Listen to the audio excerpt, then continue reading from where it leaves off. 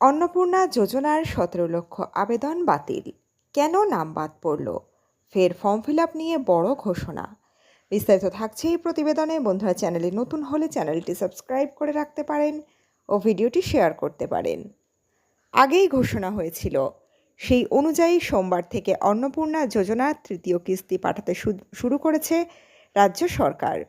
এদিন নবান্ন থেকে সাংবাদিক বৈঠক করে রাজ্যের স্বাস্থ্য প্রতিমন্ত্রী সুমনা সরকার ও তথ্য ও সংস্কৃতি দপ্তরের প্রতিমন্ত্রী পূর্ণিমা চক্রবর্তী ঘোষণা করেন, ভেরিফিকেশনের সময় প্রাথমিকভাবে 17 লক্ষ আবেদন খারিজ করা হয়েছে। তবে যাদের নাম বাদ গিয়েছে তাদের কাছে পুনরায় আবেদনের সুযোগ রয়েছে বলে জানানো হয়েছে। এদিন নবান্নের সাংবাদিক বৈঠকে রাজ্যের দুই প্রতিমন্ত্রী সুমনা সরকার ও পূর্ণিমা চক্রবর্তীর পাশাপাশি উপস্থিত ছিলেন নারী ও শিশু কল্যাণ দপ্তরের সচিব মৌমিতা গোদারা। রাজ্যের তরফ থেকে জানানো হয়েছে, আগামী বৃহস্পতিবারের মধ্যে 1,45,00,000 যোগ্য উপভোক্তার অ্যাকাউন্টে অন্নপূর্ণা যোজনা 3,000 টাকা করে ঢুকে যাবে। মোট 4,350 কোটি টাকা পাঠানো হয়েছে। রাজ্য সরকার জানিয়েছে, প্রাথমিকভাবে 1,62,00,000 আবেদন যাচাইয়ের পর 17 লক্ষ আবেদন বাতিল করা হয়েছে। বাকিদের অ্যাকাউন্টে বৃহস্পতিবারের মধ্যে ধাপে ধাপে টাকা পাঠিয়ে দেওয়া হবে। তবে 10 জুলাই অবধি জমা পড়া আবেদনের সংখ্যা ছিল 1,80,00,000। বাকিদের ভেরিফিকেশনের কাজ চলছে। তবে যাদের আবেদন বাতিল হয়েছে তাদের অন্নপূর্ণা যোজনা পাওয়ার সুযোগ শেষ হয়ে যায়নি, তারা ফের আবেদন করতে পারবেন।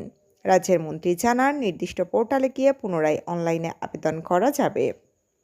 জেলাশাসক স্তরে সেই আবেদন খতিয়ে দেখা হবে। সবকিছু ঠিক থাকলে সেই আবেদনকারী সরকারি প্রকল্পের টাকা পাবেন। রাজ্য জানিয়েছে, বর্তমানে ওই পোর্টাল বন্ধ রয়েছে। আগামী 20 আগস্ট থেকে আবার আবেদন করা যাবে। পাশাপাশি নাম বাদ যাওয়া নিয়ে যদি কারো অভিযোগ থাকে তাহলেও সেখানে জানানো যাবে। কেন এত বিপুল পরিমাণ আবেদন বাতিল হলো সেটাও জানিয়েছে রাজ্য সরকার। নবান্নের দাবি, প্রায় 10 লক্ষ আবেদনের ক্ষেত্রে ব্যাংক অ্যাকাউন্টের সঙ্গে আধার কার্ডের নম্বরের সংযোগ খুঁজে পাওয়া যায়নি। সেই সঙ্গেই বেশ কিছু সরকারি কর্মী ও আয়কর প্রদানকারীর আবেদনও বাতিল করা হয়েছে। রাজ্যের মন্ত্রী আরও জানান, গত 11 জুলাই থেকে 31 জুলাই অবধি যারা অন্নপূর্ণা যোজনায় আবেদন করেছিলেন তাদের নথি যাচাই চলছে। সেই প্রক্রিয়া সম্পূর্ণ হতে 30 সেপ্টেম্বর অবধি সময় লাগতে পারে। এরপর যারা যোগ্য হিসাবে বিবেচিত হবেন তাদের 3,000 টাকা করে দেবে রাজ্য সরকার। এছাড়া যেসব আবেদনকারীর ব্যাংক অ্যাকাউন্টের সঙ্গে আধার কার্ড নাম্বার সংযোগ সংক্রান্ত সমস্যা দেখা দিয়েছে, সেগুলি সমাধানের জন্য বিডিওদের নির্দেশ দিয়েছে রাজ্য। তারা ব্যাংকের সঙ্গে কথা বলবেন ও নানা জায়গায় শিবিরের আয়োজন করে এই সমস্যার সমাধান করবেন। 17 আগস্ট থেকে অন্নপূর্ণা যোজনা তৃতীয় কিস্তি দেওয়া শুরু হবে বলে আগেই জানিয়েছিল রাজ্য সরকার। এবার কতজন টাকা পাবেন ও কতজনের নাম বাদ গিয়েছে সেই পরিসংখ্যান প্রকাশ হলো। বন্ধুরা, এই আপডেটে ছিল এতটুকুই। দ্রুত ফিরে আসবো নতুন আপডেট নিয়ে। চ্যানেলের সঙ্গে থাকার জন্য সকল দর্শক বন্ধুকে ধন্যবাদ।